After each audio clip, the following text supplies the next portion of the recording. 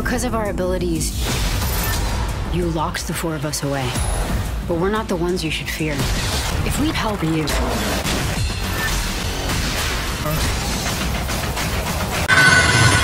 Mengetahui Victor tak selamat, Red, Ben, dan Johnny pun kembali ke dalam kapsul. Namun saat ketiganya berhasil masuk ke dalam, kapsul itu seketika tidak berfungsi. Untung saja, di saat itu juga, Susan mengirim sinyal ke kapsul dan berusaha mengaktifkan program kembali dengan manual. Tapi, karena panik, Susan pun terlambat beberapa detik, tepat saat Johnny terbakar dan Ben terkena percikan batu. Sampai pada akhirnya, kapsul berhasil kembali ke bumi dan disusul dengan ledakan gelombang kejut yang mengarah ke tubuh Susan.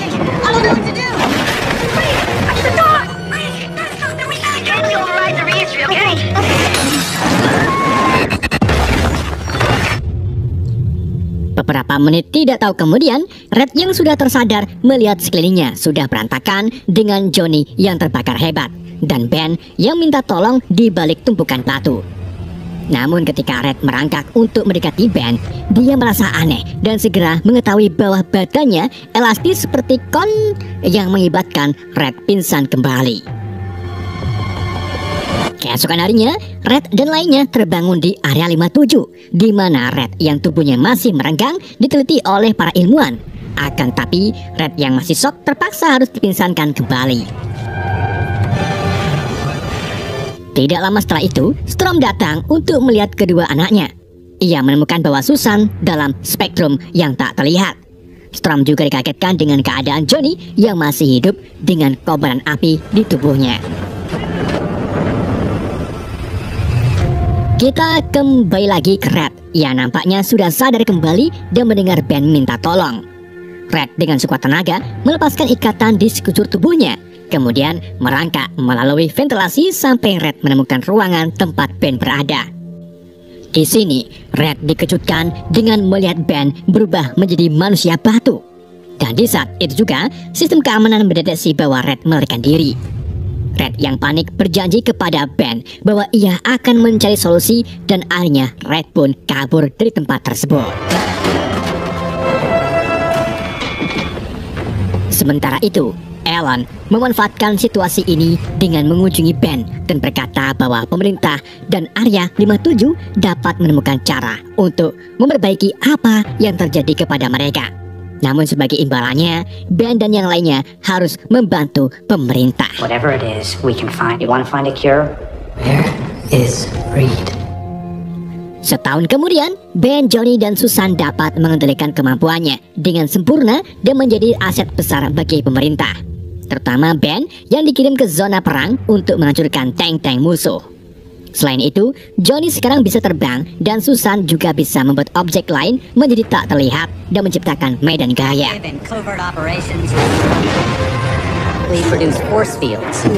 Sementara itu, Alan mendiskusikan hal ini dengan Pentagon dan mengusulkan proyek gerbang kuantum versi 2 yang bertujuan untuk memberikan kekuatan kepada militer AS Amerika Serikat. We'll have control over more than that world, our military capabilities. Beberapa hari nggak tahu kemudian, Alan menyambangi Storm untuk menanyakan perkembangan proses gerbang kuantum versi 2. Storm yang sadar bahwa tanpa Red prosesnya tidak akan berhasil, akhirnya hanya bisa menjawab masih dalam proses. Storm yang merasa membutuhkan Red akhirnya berbicara dengan Susan untuk meminta tolong agar Susan bantu melacak keberadaan Red. Hal itu karena Red adalah satu-satunya yang bisa membuat gerbang kuantum berfungsi dan mendapatkan obatnya. Susan akhirnya setuju dan segera bergabung dengan IT, FBI, CIA, dan NASA untuk mencari keberadaan lewat Google Maps. Di sisi lain, Red terlihat membeli beberapa part sambil menggunakan kekuatannya untuk mengubah wajah setiap saat agar kamera pengamanan tidak mengenalinya. Selain itu, Red juga terlihat masih merancang desain gerbang kuantum sambil sesekali memikirkan tentang Ben. Di area 57, Susan akhirnya berhasil melacak keberadaan Red. Ben pun dibangunkan oleh Alan untuk tugas penangkapan Red bersama tentara utusan Alan.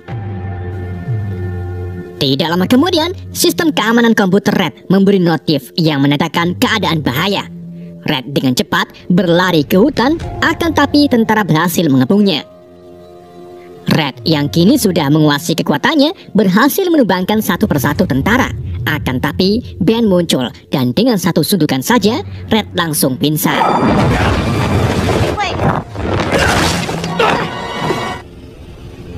Di dalam perjalanan ke area 57, Red meminta maaf karena meninggalkan semua orang dan berjanji kepada Ben akan mencari obatnya. Namun, Ben mengungkapkan bahwa Alan tidak akan membiarkan siapapun memperbaikinya karena berguna seperti saat sekarang ini. Promise you I'm going to fix this. You turned me into something else. You were my best friend. Setibanya di area 57, Susan berbicara dengan Red dan meyakinkannya untuk membantu pemerintah memperbaiki gerbang. Susan meyakinkan Red bahwa ini adalah kesempatan agar karya Red dapat menciptakan perbedaan. Red pun akhirnya luluh dengan perkataan Susan dan setuju dengannya. Dan sudah pasti tidak butuh waktu yang lama, Red berhasil mengerjakan gerbang kuantumnya. I'm gonna need 10 minutes. Di saat waktu uji coba tiba, Johnny terlihat bahagia bisa bertemu kembali dengan Red. Selanjutnya, gerbang kuantum berhasil mengirimkan para kru ke planet Nol dengan aman. Melalui kamera visual, Red menemukan bahwa planet itu sudah berubah, di mana energi hijaunya sudah tidak ada. Dan di saat itu juga, para kru dibuat kaget ketika melihat sosok manusia mendekati mereka. Sosok itu tak lain lagi adalah Victor yang entah bagaimana berhasil bertahan selama ini. Melihat hal itu, Ellen pun segera membatalkan misi penelitian dan memerintahkan para kru untuk membawa Victor kembali ke bumi. Di laboratorium, Victor sudah berada di ruangan pemeriksaan. Ellen mengungkapkan bahwa bentuk fisik Victor yang sekarang sudah menyatu dengan baju armornya dahulu. Victor yang terbaring lemas ditemui Ellen yang mengungkapkan bahwa dia akan segera menyembuhkan Victor, tetapi dengan imbalan jika dia mau menceritakan semua tentang planet Nol. Victor lalu menjelaskan bahwa planet Nol lah yang membuatnya tetap hidup dan memberi kekuatan yang sangat luar biasa. Victor juga mengetahui bahwa manusia pasti akan kembali mengunjungi planet Nol dan juga Ellen yang bermaksud untuk menghancurkannya. Setelah menyatakan hal ini, emosi Victor meledak. Dengan kekuatan telepati barunya, ia langsung membunuh semua orang di ruangan itu termasuk Ellen.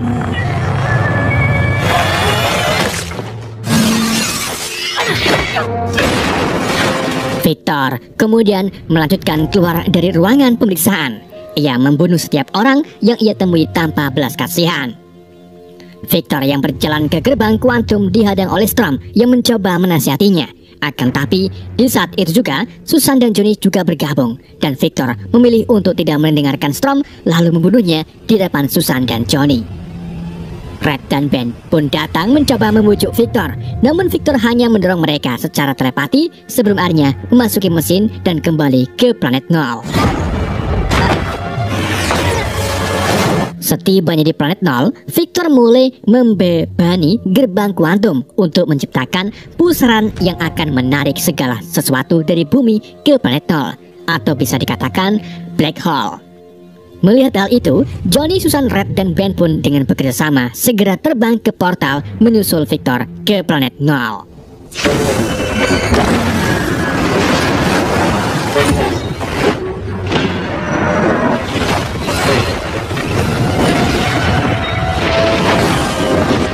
Di sana, Red menyimpulkan bahwa materi dari bumi akan diubah menjadi energi dan satu-satunya cara untuk mematikannya adalah dengan menghentikan sumbernya, yaitu Victor sendiri. Keempatnya pun mulai beraksi, akan tapi kekuatan telepati Victor menjadikan Johnny, Susan, Ben, dan Red kewalahan.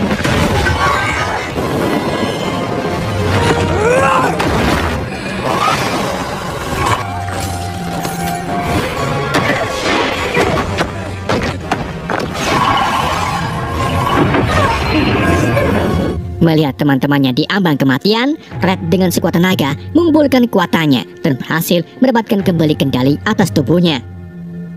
Kemudian, Red mulai menyerang Victor dan menjatuhkannya dari tebing portal. Hal ini pun memulihkan Johnny, Susan, dan Ben. Dengan semangat yang menggebu-gebu, keempatnya saling kompak bekerja sama menyerang Victor yang akhirnya Victor berhasil dimusnahkan bersama portal ciptaannya.